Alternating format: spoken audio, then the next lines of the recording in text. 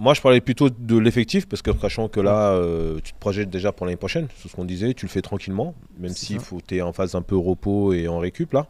Mais est-ce que globalement, tu gardes tout ton effectif ou est-ce que tu perds des éléments clés? Ça, c'est une bonne question.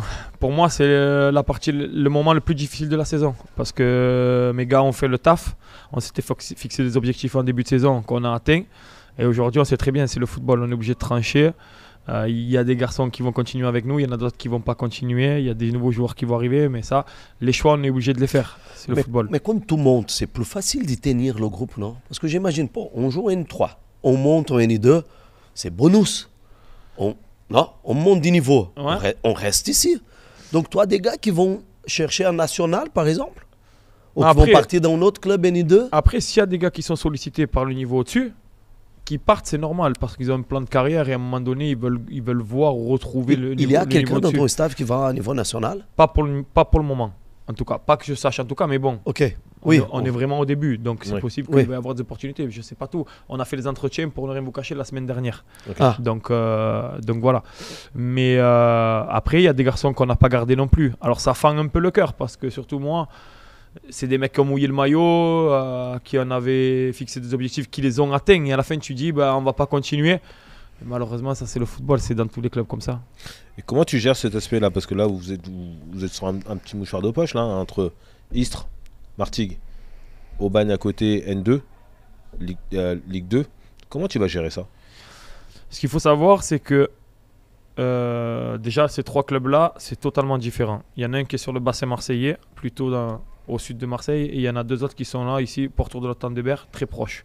Donc nous, aujourd'hui, la différence entre le FC Martigues et le FC Istres, c'est deux clubs qui ont une histoire dans le jargon footballistique professionnel français, qui ont un passé de plusieurs saisons au niveau professionnel. Et par contre, aujourd'hui, Martigues, ils vont accéder à la Ligue 2, donc ils rebasculent dans le monde professionnel sur leur équipe senior, donc c'est totalement différent. Mais à côté de ça, par contre, ils sont en totale reconstruction chez les jeunes. Alors que nous, chez les jeunes, on est très très très performants et on fait partie des clubs les plus performants de la Ligue Méditerranée. C'est-à-dire que nous, à Istres, on a toutes les équipes de jeunes au plus haut niveau. Dans toutes les catégories régionales, on a les 17 nationaux. Et à Martigues, il n'y a plus rien. Ils sont au niveau départemental dans toutes les catégories. 19 Voilà. nationaux aussi? Non, on les a perdus l'année dernière. Là, on va Donc essayer. là, R1 là. On est en 18 R1 en fait. Ok. Et là, on va essayer de les faire remonter cette année, mais c'est la seule catégorie où on n'est plus au plus haut niveau. Sinon, 14R, 15R, 16R, 17 nationaux, 18R. Enfin voilà. Donc là, par exemple, pour vous dire, on a des garçons, un qui a signé à Montpellier, on en a un qui signe à Laval, on en a un qui signe à Bordeaux, on en a un qui signe à Lorient, qui a signé à Lorient. Chaque année, voilà, nos meilleurs jeunes, on se les fait prendre et c'est normal, c'est le jeu parce qu'aujourd'hui on ne peut plus les garder parce qu'on n'a plus le statut professionnel et on ne peut pas leur faire signer de contrat. Donc on est devenu un club tremplin, mais on a cette image de très bon club formateur quand même et les recruteurs des clubs professionnels, ils sont très attentifs à ce qu'on fait.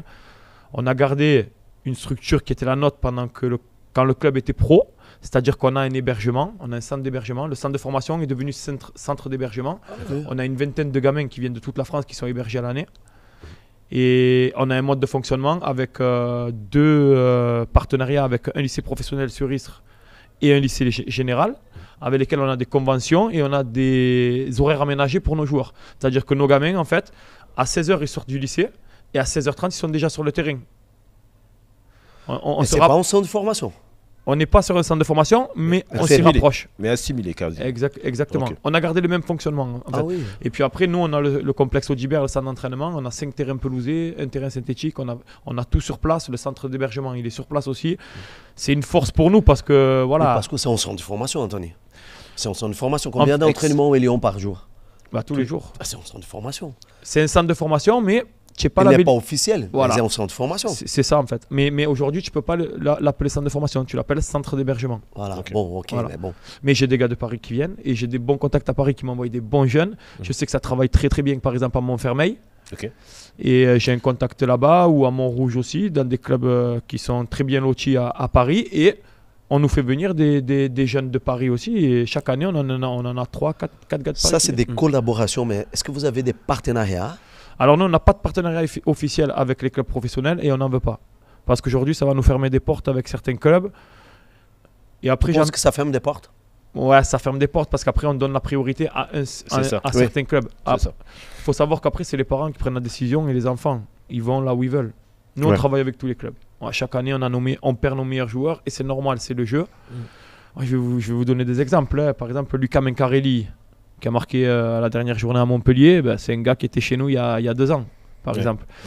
Jessim Yassine, le petit Marocain qui joue à Dunkerque. Je ne sais pas si vous avez entendu parler, un peu la pépite de la Ligue 2, la soirée des Martisans. C'est un gars qui était chez nous aussi. Je suis allé le chercher à Montpellier, ce gamin.